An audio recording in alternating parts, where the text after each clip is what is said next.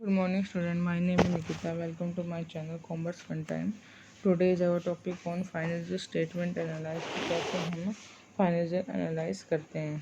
तो meaning of financial statement analyse का क्या मतलब है कि financial statement present A mass of complex data in absolute monetary term में हम क्या कर सकते हैं, इसको कॉम्प्लेक्स डाटा को प्रेजेंट कर सकते हैं और लिटिल अबाउट लिक्विडिटी सॉल्वेंसी के बारे में पता कर सकते हैं। In financial analyse the data given in financial statement is classified into simple group and the comparison of various group is made to another pin point the strong point and weakness निकाल सकते हैं। ठीक है, जैसे financial statement consist in separating fact according to some definite plan, arranging them into group according to certain circumstances के according हम इसको अलग कर सकते हैं। Then presenting them in A convenient and easily read understand, ताकि इसको समझ में आ जाए।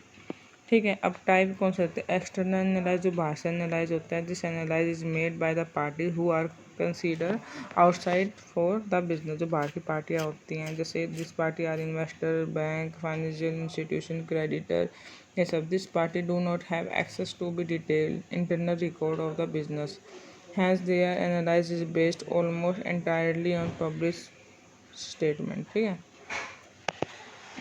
इंटरनल एनालाइज क्या होता है, जो अंदर का होता है। This analyse is made by the person who have access to the detail internal record of the business. Such analyse can therefore be perform by executive of organisation. The main objective of such analyse is to assist the management in taking appropriate financial decision वो ले सके। ठीक है, horizontal analyse जो ऐसे बिल्कुल ही horizontal है, एक तो वर्टिकल होता है, हॉरिजेंटल।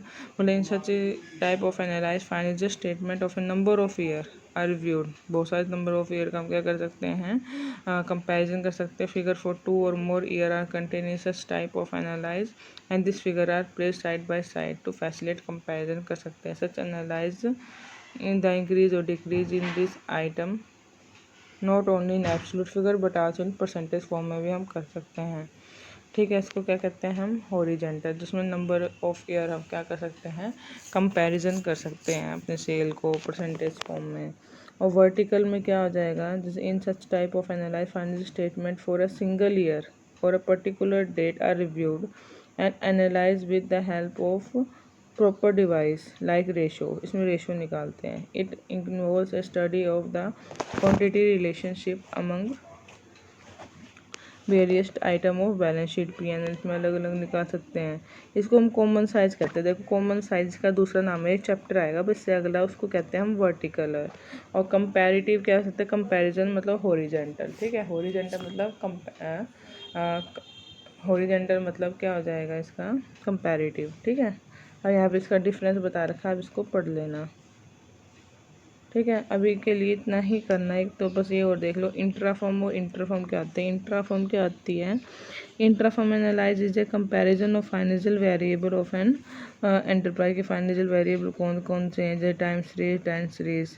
और इंटर कौन सी होती है, interfirm analyse is a comparison financial variable of 2 और more enterprise for the same accounting period to determine their competitive position को ज्ञात किया जा सके। It is also called cross sectional analyse भी कहा जाता है। ठीक है, ये यहाँ तक ही हमें समझाना था आज। यहाँ तक की वीडियो ख़त्म होती है, आप इसको समझ लेना। जो ना आए वो कमेंट बॉक्स में कमेंट करके पूछ सकते हो।